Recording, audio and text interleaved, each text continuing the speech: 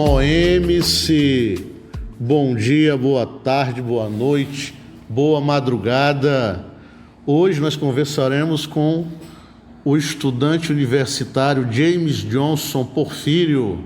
Foi meu aluno no ano 2019, 20, 21 e 21 mesmo, 22 no segundo ano. 22 no segundo ano. Hoje é um aluno do curso de Engenharia da Computação do IFCE. Seja muito bem-vindo, James. Muito obrigado, professor. É uma honra estar aqui nesse podcast.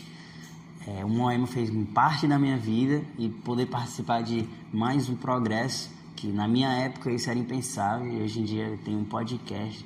Acho incrível. O Moema hoje é uma escola muito aberta.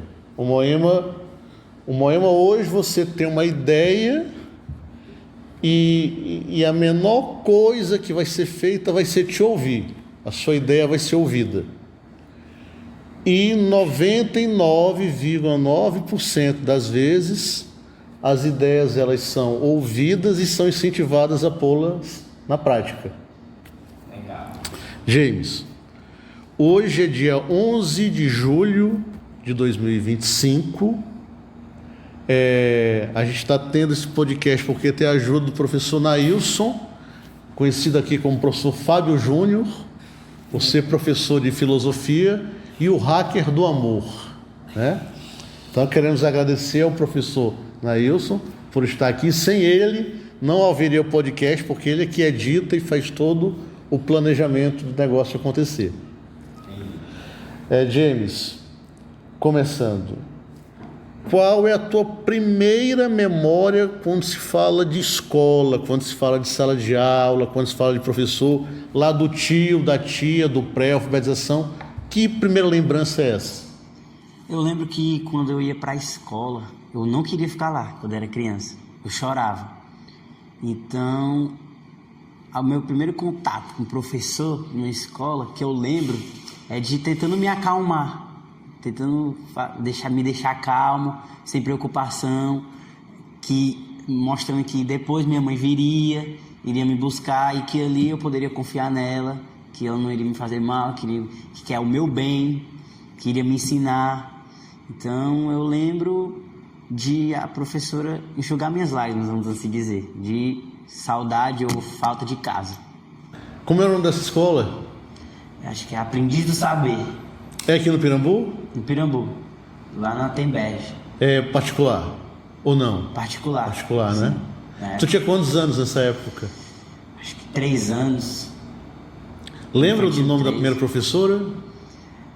Eita, não lembro. Eu sabia até um certo tempo, mas... Quando lembra, qual é o nome da primeira professora que lhe vem à cabeça? Valéria, mas já é no infantil 5. Fala da professora Valéria pra gente.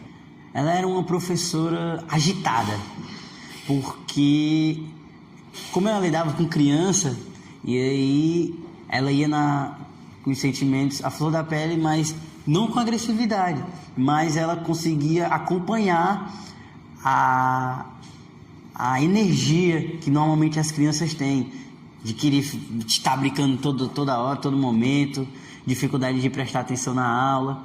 E na escola, na época, as crianças eram muito assim, não tinham tantas crianças calmas que ficavam paradas e prestando atenção 100% na aula. Sempre em algum momento queria brincar ou então sair da sala de aula para fazer outra coisa. E aí ela meio que conseguia controlar da forma certa. Você dificilmente parecia que ela estava cansada daquele ritmo. Parecia estar sempre com energia 100%, como se tivesse dormido 8 horas por dia e sem nenhuma preocupação em casa, mas com certeza ela só sabia fazer a profissão dela muito bem. A professora Valéria era da mesma escola que a primeira que você citou? Não, já foi da segunda, que é lá na Santa Rosa. Santa Rosa. Onde é que fica Santa Rosa? É aqui perto? Eu acho que o bairro da Santa Rosa já não é mais Pirambu, acho que já é Jacarecanga. Faz parte do Grande Pirambu. Sim. Mas porque tem as divisões. Sim. E ela já faz parte do Jacarecanga, que é o bairro depois da Leste. Certo. Então, Pirambu é quando atravessa a Leste e chega em Jacarecanga. Aí me diga uma coisa, James. Daí você ficou nessa escola até que série? Quinto ano. Até o quinto ano. Eu aprendi a saber do infantil 3 ao infantil 5 e na Nossa Senhora das Dores do infantil 5 ao primeiro ano. Ao quinto ano. No Nossa Senhora das Dores, qual foi a sua principal professora? Quais foram as principais que te marcaram? A Valéria, que foi a primeira. Também a Verônica, que é a mãe dela, que já era um pouco contrário dela, já era mais calma. Entendeu? Tanto que quando os alunos davam trabalho, ela chamava a Valéria, porque também ela era um pouco mais velha. E também a outra professora, porque no ensino fundamental normalmente uma professora dá várias matérias, não é cada professor com a sua matéria. E aí tinha outra professora que era a professora Francisca, ela não sabia dizer meu nome, ela me chamava de Jamie Johnny.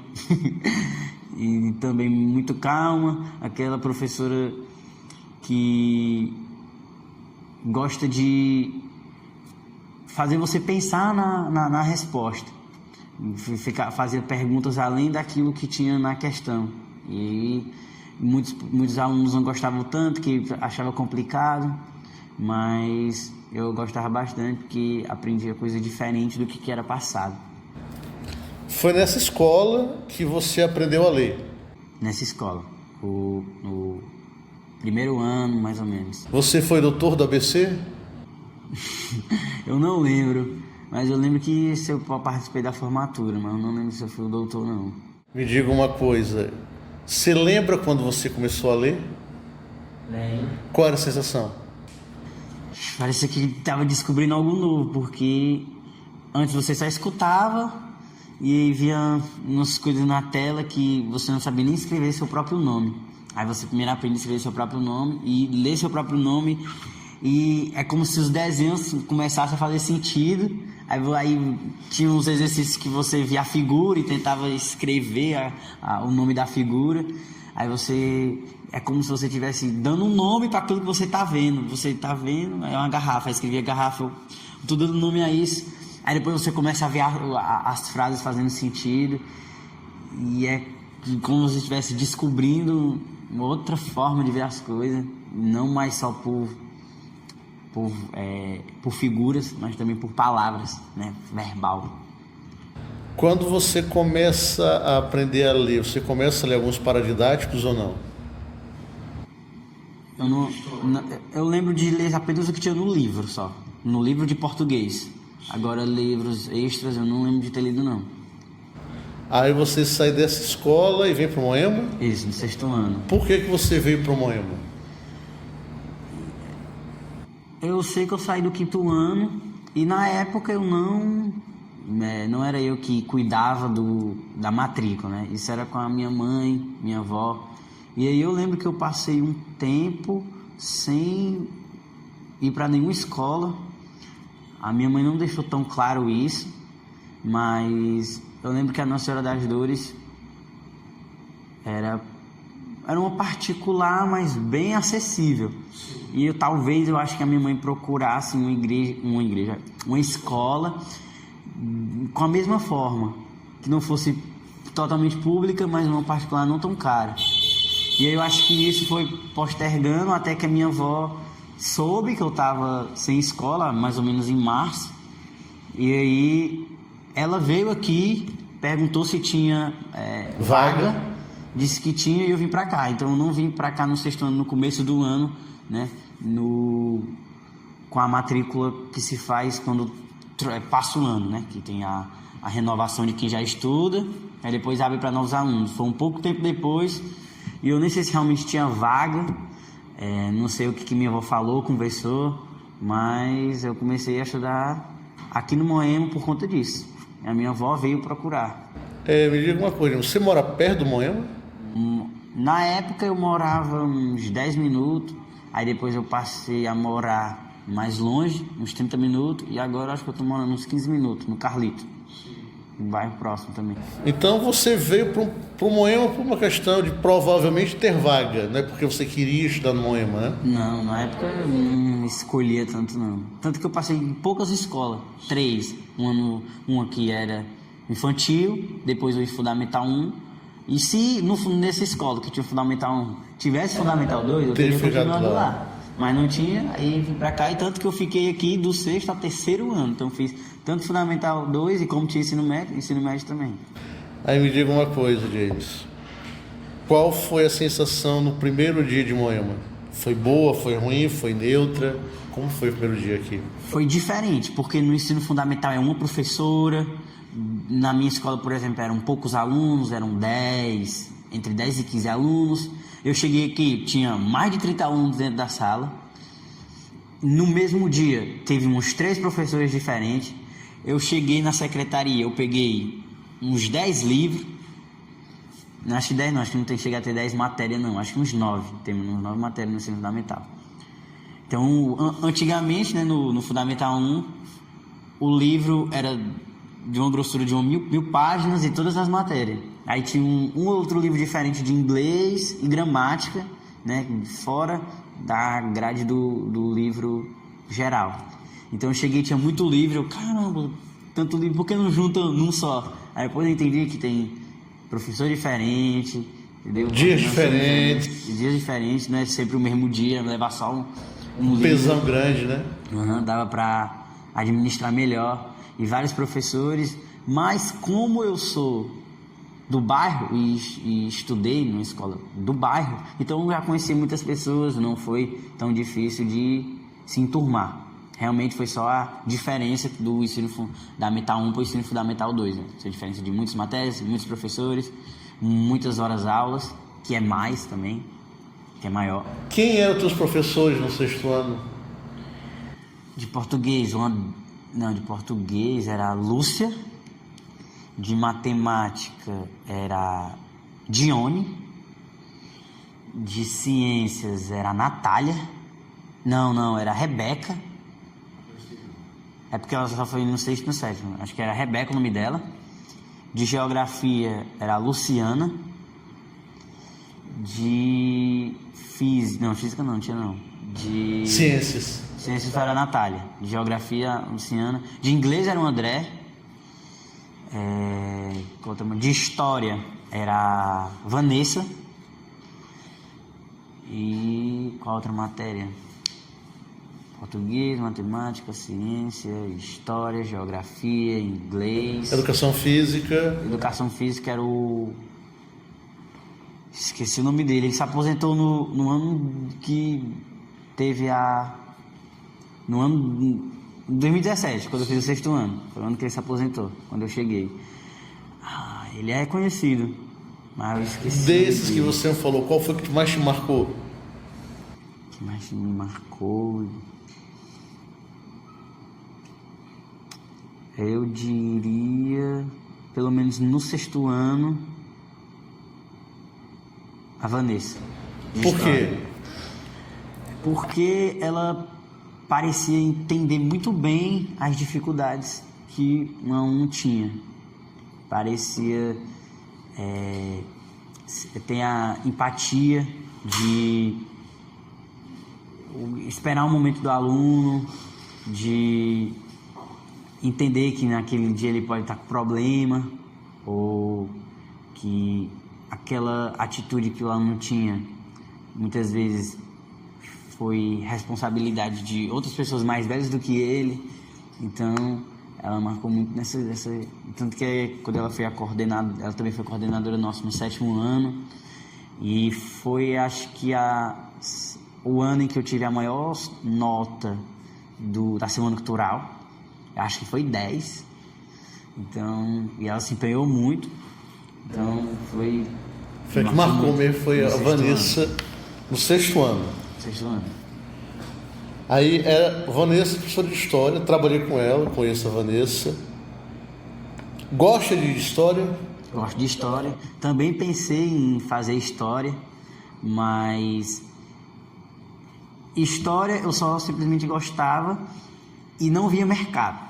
Aí escolhi engenharia da computação porque tanto gostava como tinha mercado. Então teve esses 2 aspectos que fizeram eu ir para a área de tecnologia. E fez uma escolha muito inteligente. Hoje, em 2025, a quantidade de professores na lista, em ordem crescente, quem está mais a maior concorrência e mais desempregados é justamente os professores de história.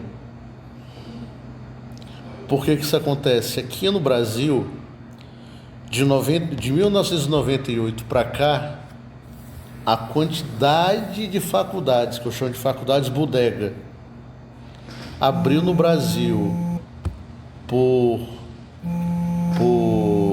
na área da legislatura é gigantesca.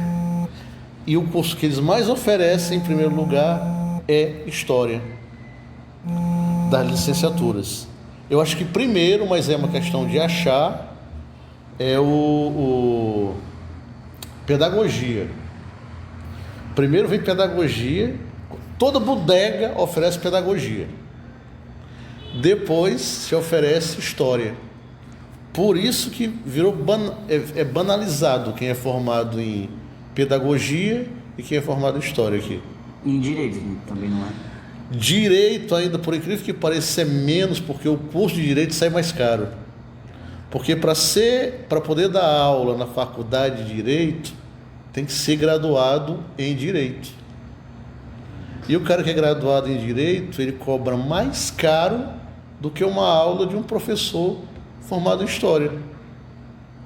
Então, o peso do Direito ainda é superior aos das disciplinas da licenciatura.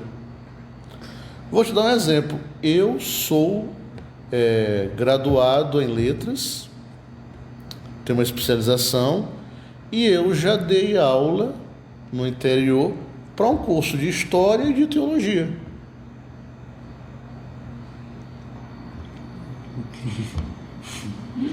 Tá entendendo? Precisa ser formado. Hã? Nem precisa ser formado para dar. Não precisa ser formado em História para dar aula no curso de História e de uma instituição particular, mas sem nome, sem know-how nenhum. Onde as aulas eram ministradas dia de sábado e domingo. Não, sexta-noite, sábado e domingo. Aí como é que era? Eu dava aula na sexta-feira à noite, dava aula sábado, manhã e tarde, era para ser domingo, manhã e tarde. Quando os alunos chegavam no domingo para assistir a aula, e uma boa parte da minha idade, ou mais velho que eu na época, isso tem mais de 12, 13 anos, professor, por favor, professor, eu moro num sítio, eu moro não sei aonde, vamos ter aula só até meio-dia. A sala todo dia se organizava para pedir. E o aluno é meu cliente, tranquilo, gente, para ver era melhor.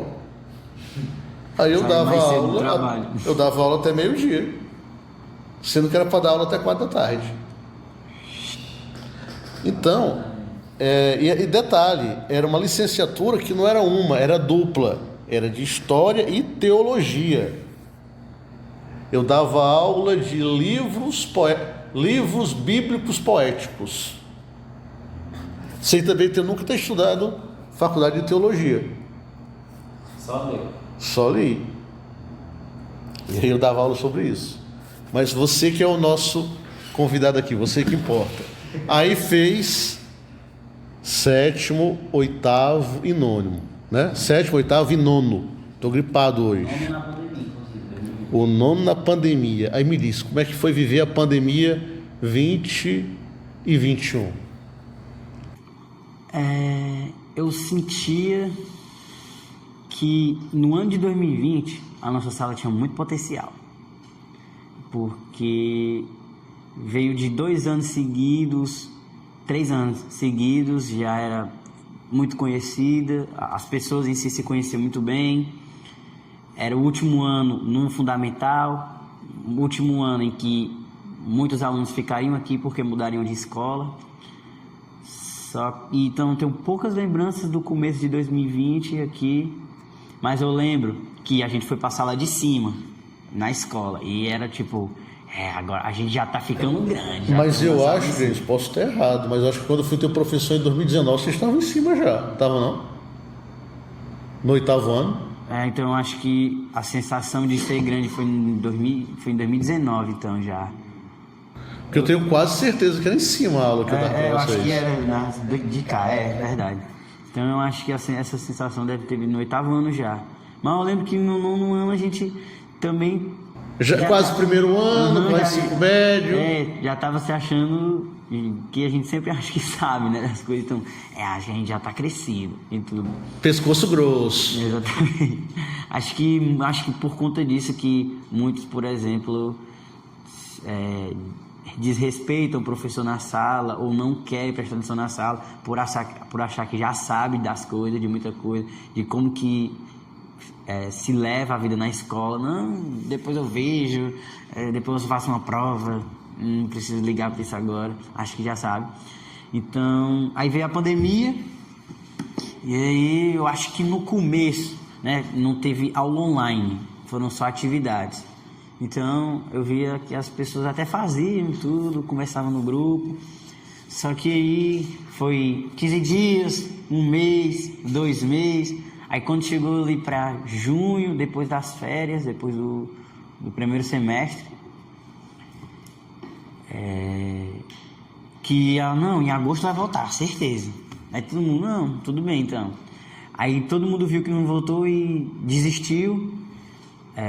Então em 2020, quando foi no começo das aulas online, pouca gente participava, pouca gente fazia as atividades. Eu acho que muita gente passou porque tinha que passar. Eu vou te dizer uma coisa, todo mundo passou. Exatamente. Ninguém ficou reprovado. Não podia reprovar, né? Havia um aluno, não me lembro qual era a série dele. Eu não conhecia esse aluno, nunca vi mais gordo, nem mais magro. Não lembro o nome dele, se lembrasse também não falaria aqui, mas não lembro realmente porque eu nunca vi, nunca recebi uma atividade desse rapaz. Aí quando terminou o ano de 20, foi a primeira vez que ele entrou em contato comigo. Professor, me ajude, não sei o que, tá. Eu não sabia nem quem era o cara. Achava que tinha abandonado. Achava não, abandonou, né? Ele só queria passar. Aí eu mandei um trabalho e aí dei um 6 para ele. E ele fez isso em 20 e em 21. Tem um pouco de diferença, de 20 teve poucas aulas online, foi mais tarefa. Então, vamos dizer que dava para levar pela barriga mais facilmente.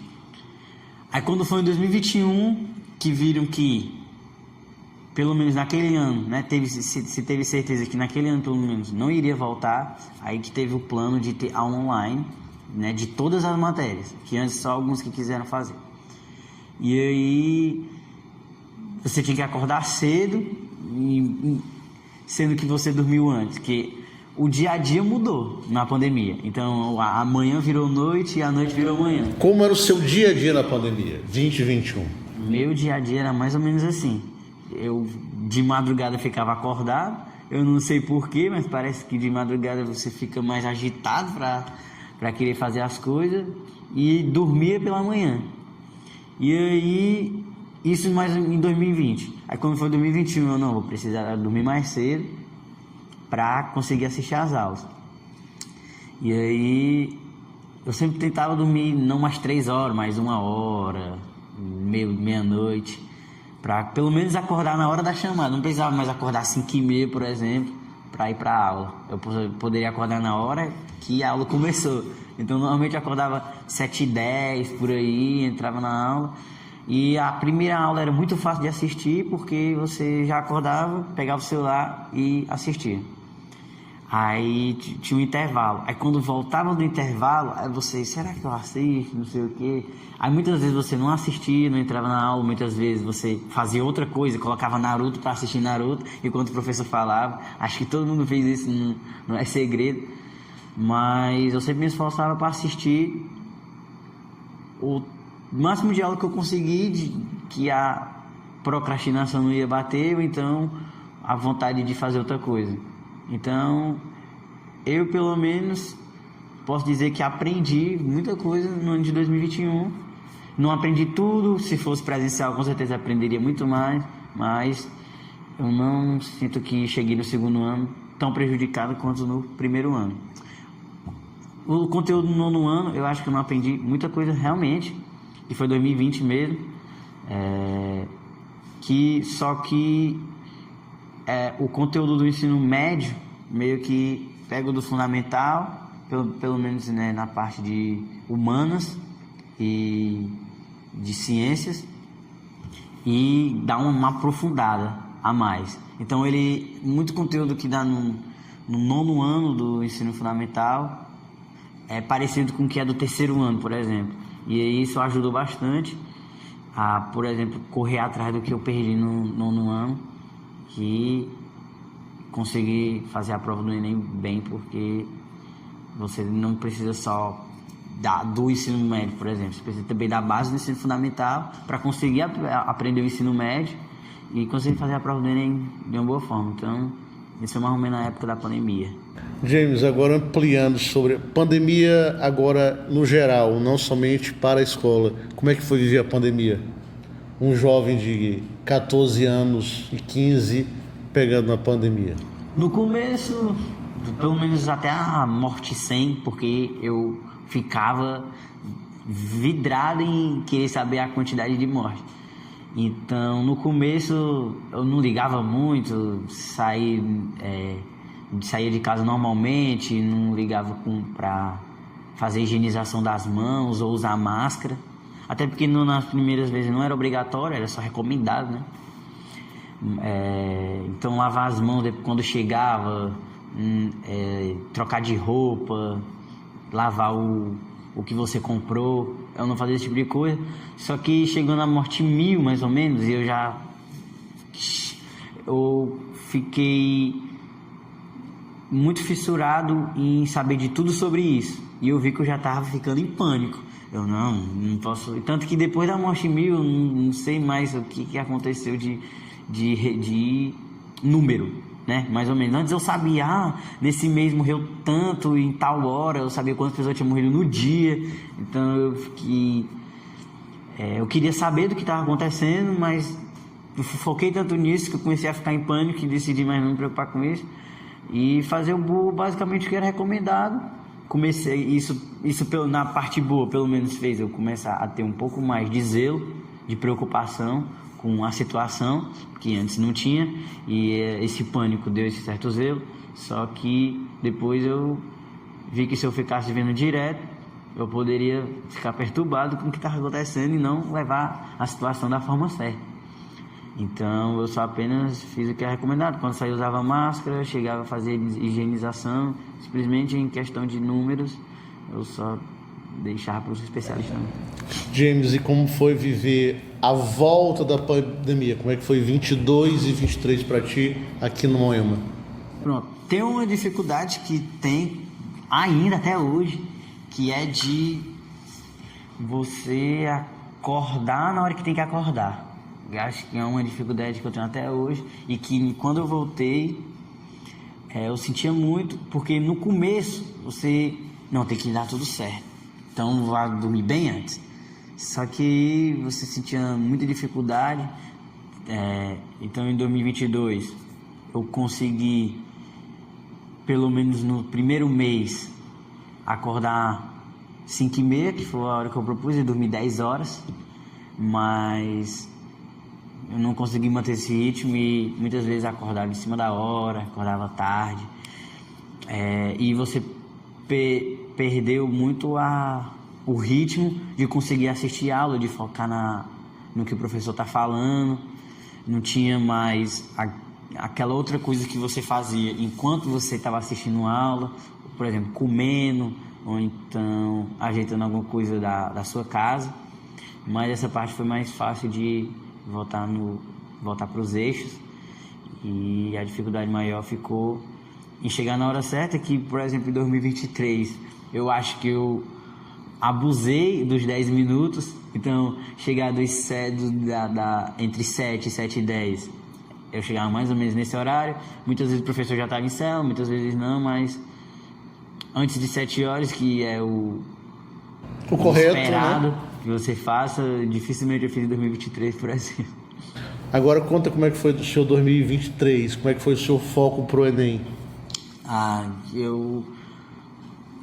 Antes do ano eu já estava pensando em estudar o dia inteiro, mas eu pensei, não, vai ser algo bem difícil, então vamos aproveitar para fazer as coisas agora. Então, em 2022, por exemplo, eu não pensei em nada. Eu não, vou deixar isso para o próximo ano. Então, em 2022, nada. Aí, quando virou o ano, aí eu vi a dificuldade que é você manter uma...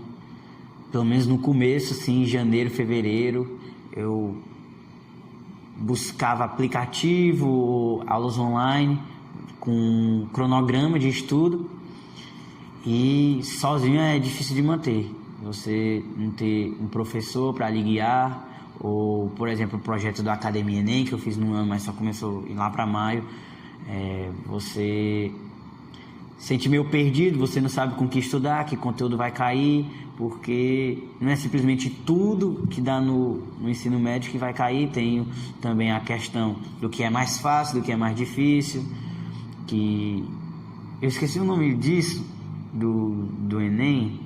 É o TRI, né? Isso mesmo, TRI, de você acertar o que tem que acertar, então você ficava meio perdido quanto a isso. Então, em janeiro, fevereiro, eu tentei buscar informações sobre isso, mas tive muita dificuldade. Mas quando veio a Academia Enem, o projeto da Academia Enem, Explica para quem está nos ouvindo o que é a Academia Enem. O projeto Academia Enem são aulas nos finais de semana, lá no ginásio Paulo Sarazate.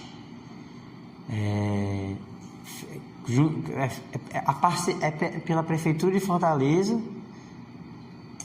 mas quem é a organização mesmo?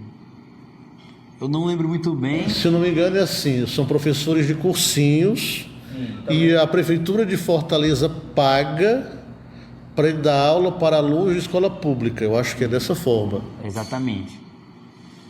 E... Foi bom fazer Academia Enem? Com certeza. Diga o que foi bom. Principalmente na parte de informações, né, de conteúdos que vão cair, conteúdos que você tem que aprender com prioridade em relação a outras, sobre estratégias de prova, porque não é só também você aprender o conteúdo, você também tem que aprender a fazer prova, aprender como se virar no que você não soube na hora, aprender a interpretar questões, aprender a interpretar enunciados, aprender a entender as alternativas, a gerenciar o tempo, porque você não tem todo o tempo do mundo para fazer a prova, e a montar um cronograma em casa do que você tem que estudar em casa, estratégias de estudos, como que você faz resumo, com quanto tempo que você vê o resumo, revisa, e tudo isso a Academia Enem é muito útil para alunos de escola pública. Quem foi que falou da Academia Enem para você? Foi alunos do terceiro ano de 2022. Como eles souberam, eu não sei, mas eu sei que na época de 2022, no ano de 2022, alunos do terceiro ano aqui da escola também fizeram, e no próprio ano de 2022 eles falaram sobre, convidavam para ir assistir a aula, mas como eu falei que eu deixei isso passar 2023 porque eu sabia que ia tomar muito tempo do ano, não, isso aí é coisa para o próximo ano, e 2022 é segundo ano ainda. E como é que você se inscreveu para a Academia Enem? Pelo site da Academia Enem, você faz uma conta no Juventude, eu acho que esse é o nome da instituição. Você faz uma conta na Juventude e através da conta da Juventude você faz login na Academia Enem. E aí você já tem todo o direito eles também oferecem cursinhos online, apostila e acesso à plataforma do evento. E me diz uma coisa, além da Academia Enem, o que foi que você fez para lograr o sucesso e hoje ser um acadêmico do IF? Bom, a Academia Enem era nos finais de semana. Aqui na escola, por exemplo, também tinha aulas voltadas a um Enem de tarde. Então, de manhã eu aprendi o que era ensinado em sala, que também cai no Enem, mas muita coisa também não. Então, de tarde meio que focava no que realmente você precisaria aprender, pelo menos para conseguir tirar uma nota boa no TRI, né? Aprender as questões que você realmente, né? Aprender o conteúdo que você realmente tem que saber para fazer as questões que você não pode errar. Então, eu passava o dia todo na escola. Antes de ter o integral aqui, eu inaugurei o integral, então eu merendava aqui, almoçava aqui, merendava aqui. Então, eu conheci alunos da manhã e da tarde, sendo aluno só da manhã. Então, eu dei esse passo de passar o dia inteiro na escola, focando nisso. Eu lembro que foi um ano que eu pouco fui pro cinema, pouco joguei bola, pouco fui pra praia. E até poderia, mas eu preferi não fazer, pelo menos no último semestre. Eu lembro que no primeiro semestre eu até fiz outras coisas bastante, mas quando deu agosto, setembro e outubro, eu foquei muito nisso. Então eu passava o dia todo na escola, à noite chegava em casa, eu chegava muito cansado, então nem sempre eu também estudava à noite, mas sempre que sobrava uma energia eu também estudava, principalmente de fazer simulado, fazer redações, porque na parte final ali, pelo menos nos 2 últimos meses, que você já passou o ano inteiro estudando. Claro que isso é um cronograma de quem começa em janeiro. Quem começa em janeiro, os 2 últimos meses você basicamente não vê aula em si, você não vê conteúdo, você pratica questões, faz simulados, redações. Por isso que é muito bom você começar cedo, porque alguém que inventa de começar no meio do ano vai praticar isso no último mês, lá para novembro, e com semanas antes do Enem. Mas começando em janeiro acho que é a melhor escolha.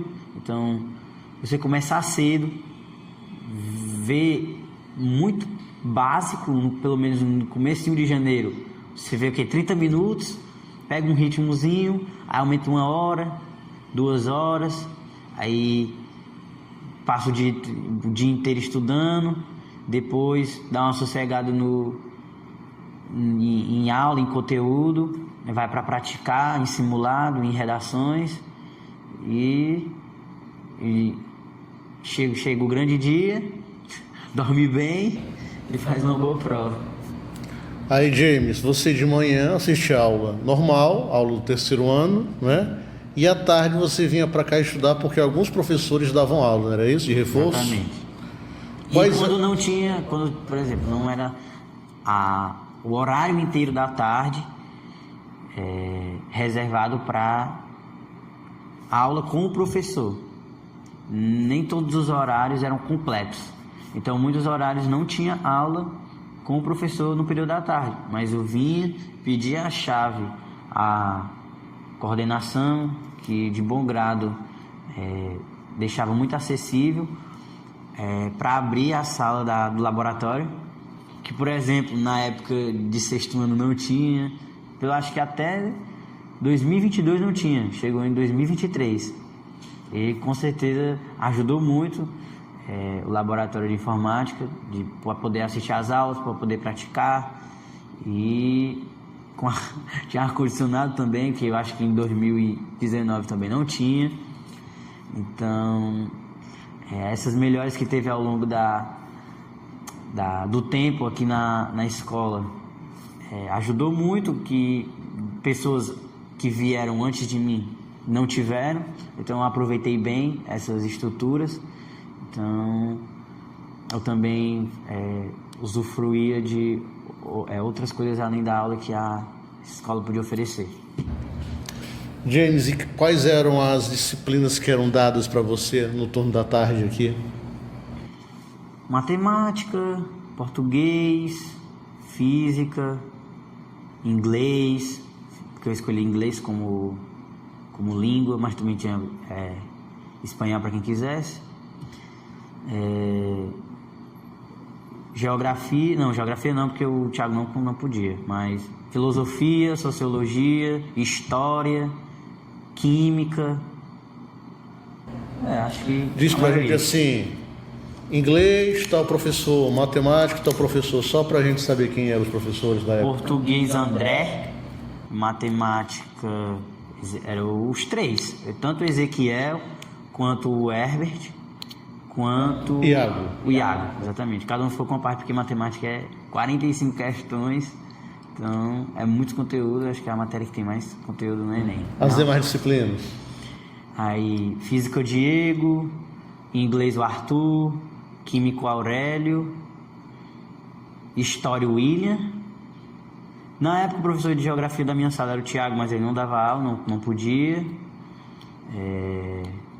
Filosofia o David, sociologia também o David. Tá faltando alguma matéria? Deve estar, mas já tá bom. Só para gente ter uma noção aí. E uma coisa que eu quero que os ouvintes saibam é que... espanhol era a Emanuele. Pronto. Que o David, o James, ele praticamente foi um aluno particular, que o ano todinho, basicamente, só quem veio foi ele assistir a aula, não foi isso? Na maioria das vezes. Era só eu, de vez em quando vinham outros 2, 3 alunos, mas na maior parte... Coincidência que não foi coincidência, foi o único aluno aprovado numa escola pública pelo Enem, foi o James. Ou seja, quem mais estudou, quem mais se dedicou, teve êxito. Exatamente, né? Eu fico frustrado por... não era da minha vontade que apenas eu passasse. Por mim passariam todos da sala, mas é uma realidade que é difícil de se viver e de se combater. De alunos às vezes não consegue enxergar que você estudar no momento é dificultoso, não consegue entender que por mais que tenha essa dificuldade, no futuro trará frutos maiores. Claro que a pessoa pode ter vários caminhos na vida, né? Pode virar jogador de futebol, ou influencer, ou YouTube, mas é muito difícil, são poucos que conseguem, e que o melhor caminho que a gente, pelo menos das pessoas daqui do nosso bairro, ou de bairros com a mesma estrutura que o Pirambu, por exemplo, que é pobre, né? Não tem tanto acesso a tantas outras coisas.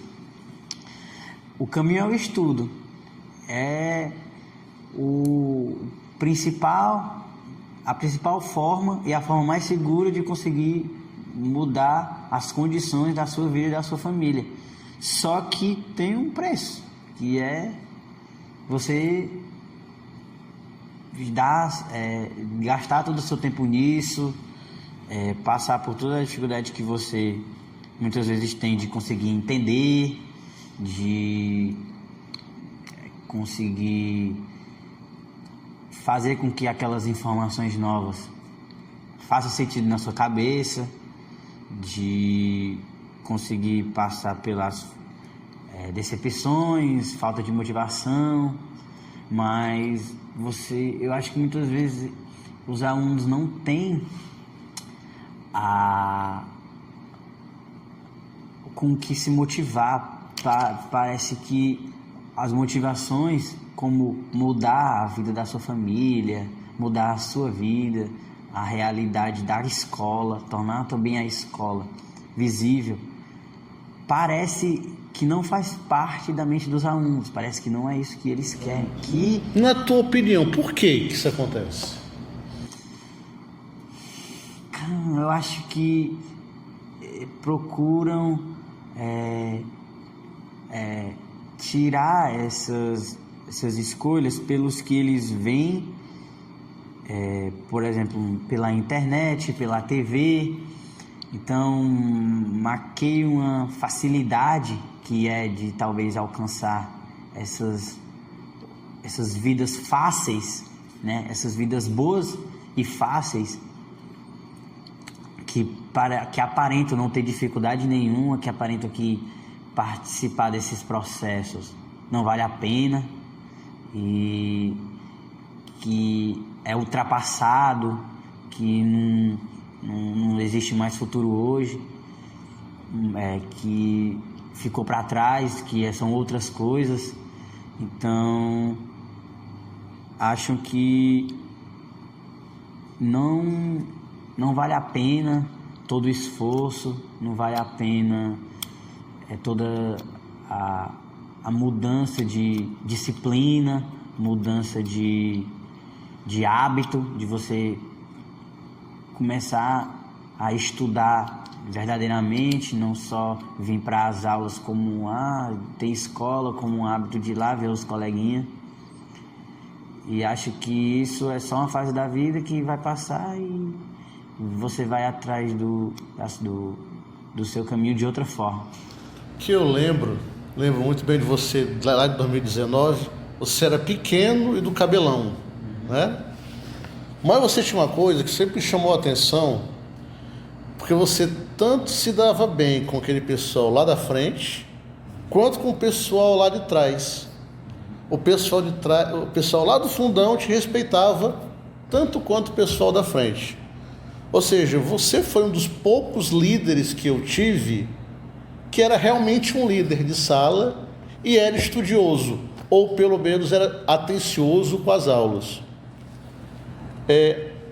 Até que ponto, ou 10, 20, 30, 50, 100%, a tua família é responsável por isso?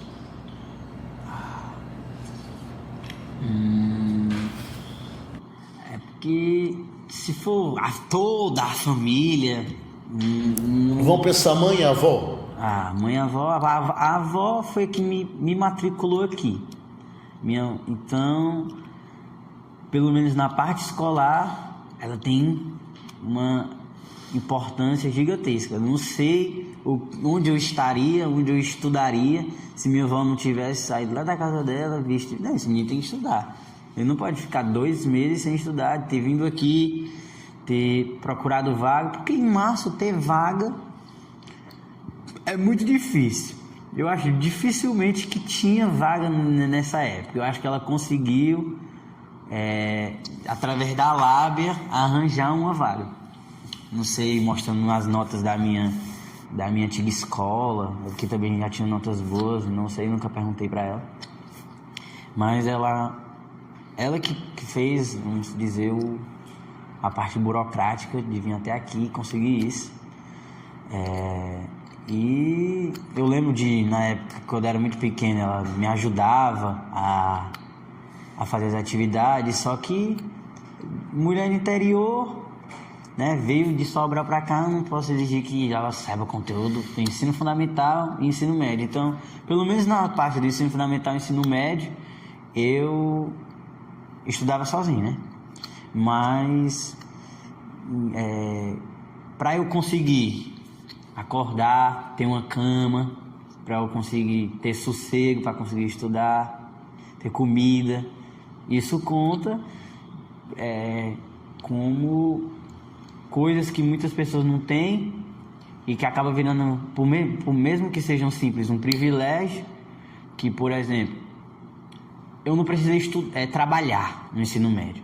Muitos colegas meus, eu sei que muitos querem trabalhar para ter o que querer comprar, só para realmente comprar o que quer, mas muitos realmente precisam para poder sustentar a casa. Isso é uma coisa que eu, por exemplo, nunca precisei,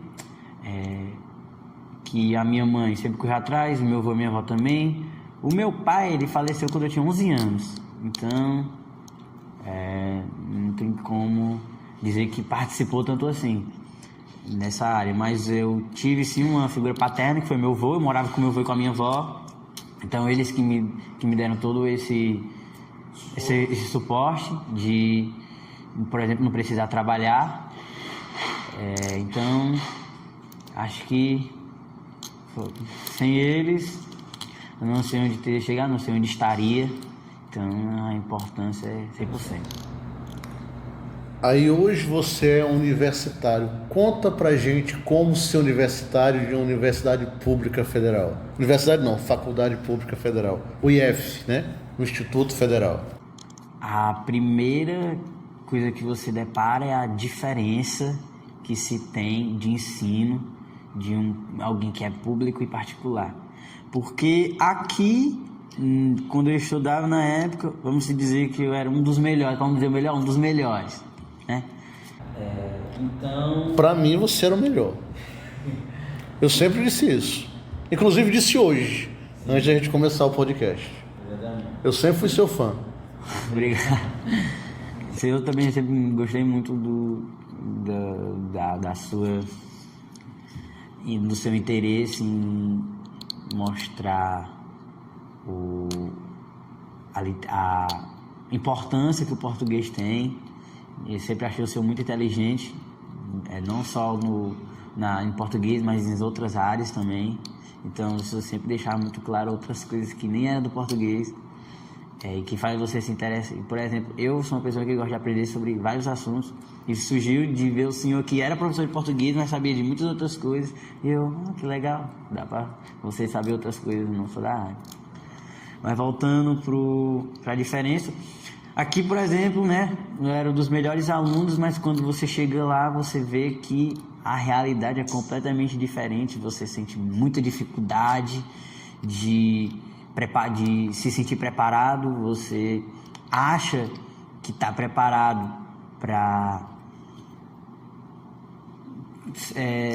por exemplo, entender completamente o que o professor vai falar dentro de sala, mas você vê que o estudo em casa, ele tem que ser levado em consideração, que em sala muitas vezes o professor vai falar coisas que talvez era para você ter aprendido. Eu não digo que você realmente devia ter aprendido, porque você consegue passar no Enem sem aquilo.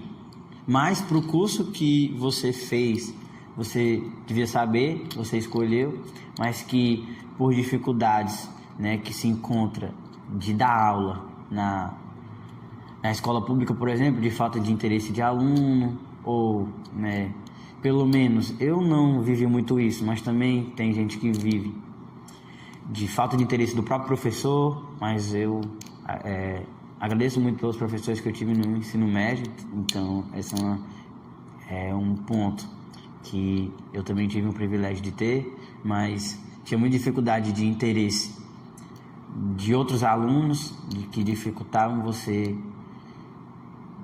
Na hora que o professor está explicando, não está nem aí, não é nem nos momentos de, por exemplo, o professor não está falando nada. Aí vamos supor que ali você poderia estar estudando alguma coisa, mas só que está todo mundo brincando, você não, vou brincar também. Isso aí a gente pode relevar, mas na hora que o professor está falando, está dando a aula, é aquele momento que você para tudo para aprender.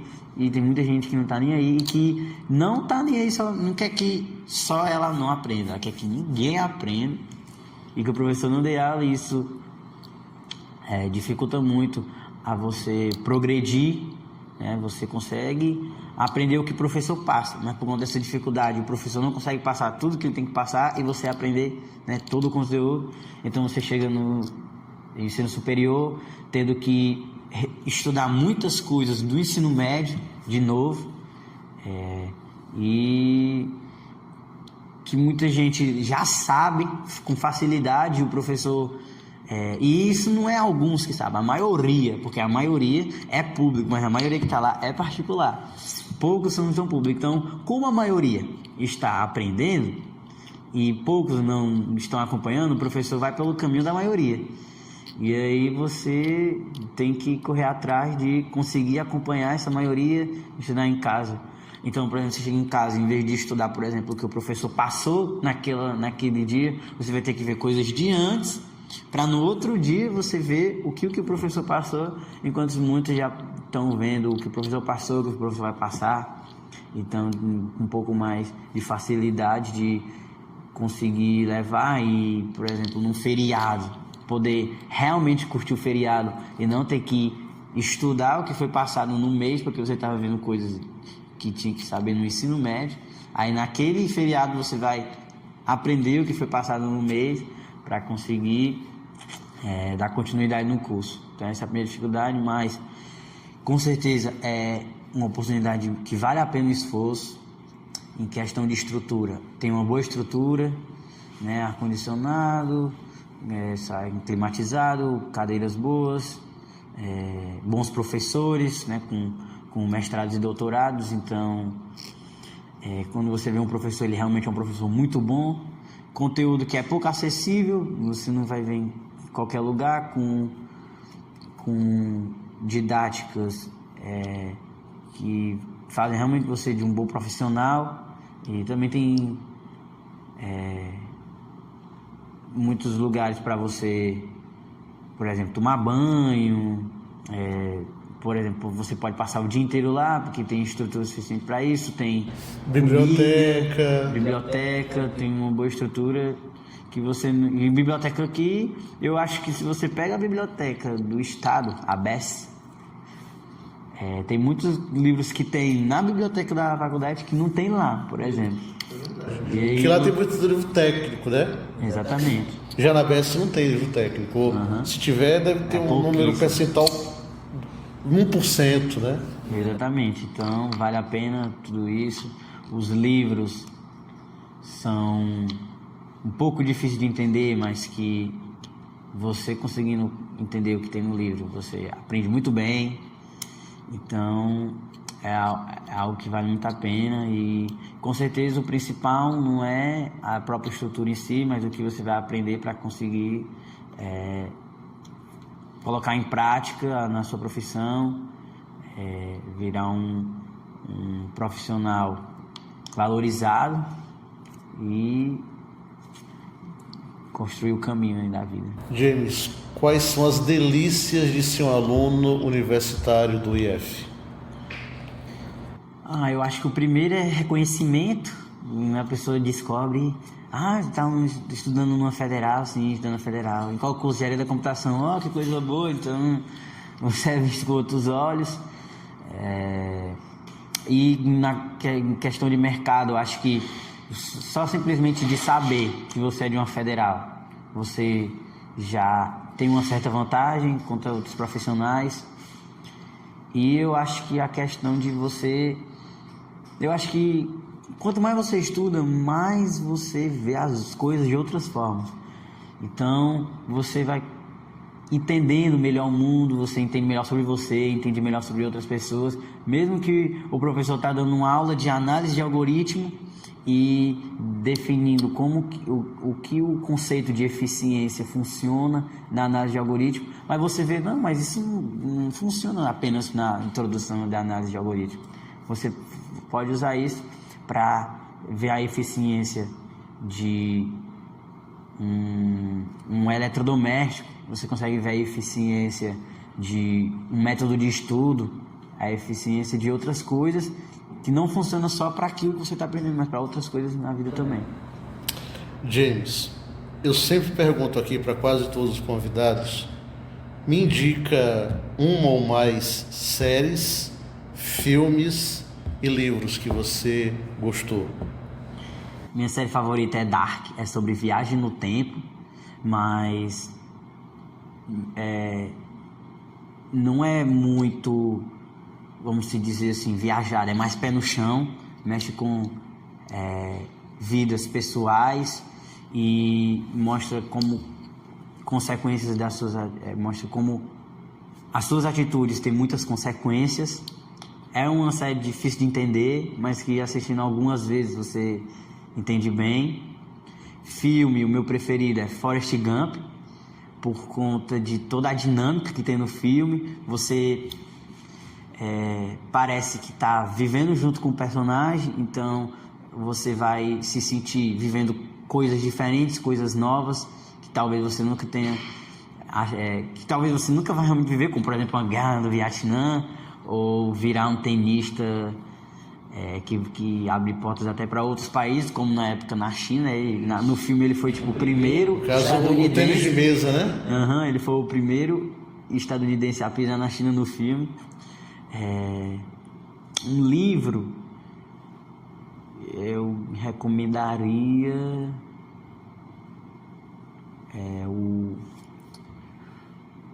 esqueci o nome dele, que são Meninos da Bahia. Do Jorge Amado. Isso mesmo. É o...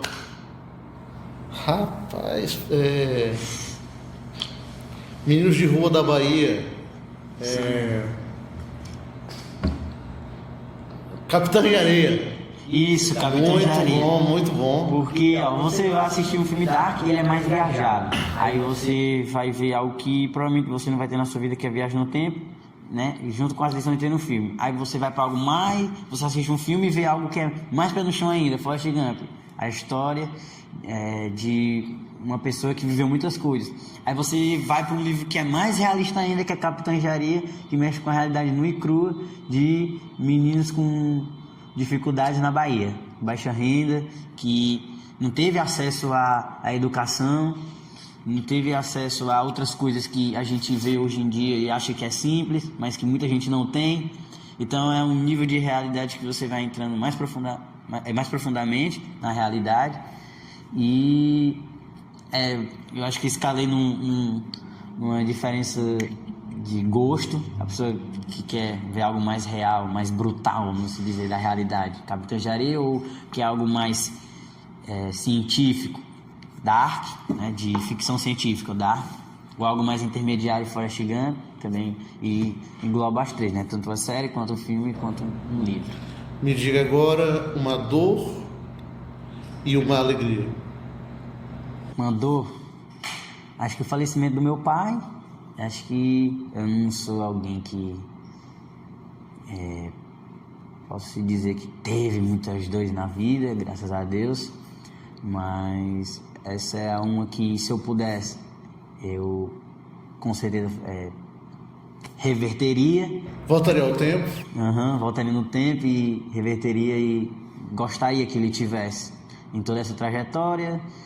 Eu acho que eu sou o único irmão que está fazendo de 10 que faz ensino superior. Então, quando eu me formar, por exemplo, vou sentir muita falta disso, mas queria que ele estivesse aqui vendo toda essa evolução. Ele não participou ali, né, de 11 anos para cá, mas na infância participou, e com certeza, se ele tivesse vivo, ele participaria também de tudo isso, estaria orgulhoso, acredito que sim. Então essa é uma dor.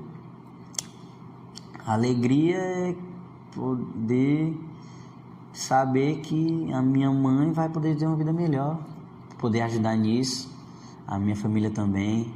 Então, que eu tinha muita chance de, seguindo exemplos das pessoas do meu bairro e da minha própria família, de estar numa vida completamente diferente, né, viciado em drogas, ou então no mundo do crime, ou não querer nada com a vida, mas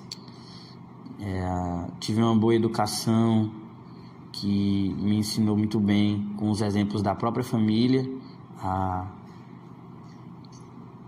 escolher uma vida diferente daquilo que é majoritário na minha família. Também tive muito auxílio, né, da minha fé, né? Eu sou cristão, então isso me ajudou muito a escolher, né, e fazer escolhas não apenas egoístas ou momentâneas, mas também pensando na minha família, pensando no próximo. Eu fiz também, me esforcei bastante também para conseguir ajudar a escola. Eu não sei de que forma eu consegui ajudar, mas eu sabia que a minha graduação iria ajudar a escola, pelo menos os meus colegas. Então eu sempre procurei isso. Então é uma alegria enorme poder fazer essa pequena diferença. E agora nossa última pergunta.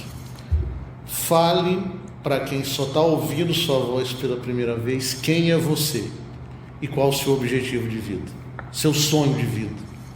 Eu sou James, como completo, James Gonçalves Porfírio, tenho 19 anos, né? Fui criado aqui pelas redondezas do Pirambu, Carleto Pamplona, Jacarecanga. Minha família, pelo menos, né, a parte paterna, é bem conhecida no bairro. Então eu sou uma pessoa que, vamos se dizer que por tabela também é conhecida por conta do meu pai, do meu avô. Não tive o pai tão presente, mas tive avô e avó como pessoas próximas. minha mãe é tudo. Minha mãe se converteu à fé cristã quando eu tinha 3 anos, então eu também sigo nesse caminho desde criança, e baseio pelo menos a parte moral que eu tenho, a parte intelectual também, com os ensinamentos da Bíblia Sagrada. E sou um garoto que estudou 100% em escolas do bairro, então eu sei a realidade do meu bairro, tanto com a convivência do dia a dia, quanto a acadêmica também, da escola. E sempre tentei aprender com as coisas que acontecem dentro do bairro, nunca peguei influência ou tentei tirar de exemplo coisas diferentes do que eu vivia e via por perto na criação do meu próprio bairro. Então, o que eu via que não valia a pena, não fiz, e as coisas que valiam a pena, que tem muita coisa que não vale a pena, não é tudo que é descartado, como acordar cedo, ver que as pessoas estão lá buscando os seus sonhos, não estão desistindo, estão vivendo as suas vidas, mesmo com toda a dificuldade que é proposta ali, que na verdade não é nem proposta, como posso dizer, insistência. É colocada, entendeu? A pessoa não escolhe, não está sendo proposto para a pessoa escolher, está sendo exigido ali para a pessoa, e continua mesmo na dificuldade que tem em torno de tudo isso aqui, mas também toda a alegria que a pessoa consegue retirar de tudo isso, como também os lazeres, a praia, a areninha, o divertimento que você tem quando você vive numa comunidade, que muita gente pode não saber, mas é muito importante. O meu objetivo é conseguir mudar a vida da minha família, minha vida, se tudo der certo, do bairro, e conseguir dar o meu melhor aqui nessa terra. James Johnson Porfírio, meu ex-aluno, muito obrigado por ter vindo aqui, muito obrigado por você ter disponibilizado o seu tempo para estar aqui com a gente. Ser seu professor foi muito bom, aprendi contigo, é muito bom você entrar numa sala de aula e ser respeitado. E você me respeitou os anos que eu trabalhei contigo, então isso é gratificante. Gostaria que todos os alunos que eu tivesse pelo menos 10% de você, que aí o mundo seria diferente. Acredito que daqui a uns 10 anos eu vou ver você num local muito bom, profissionalmente falando. E continue assim, continue sendo inteligente, sensível, líder, ouvindo sua mãe, participando da sua igreja, que eu acho que vai ser sucesso em todas as áreas. Eu acho não, eu acredito. Tá? Muito obrigado. E pessoal, Moeme-se. Tchau!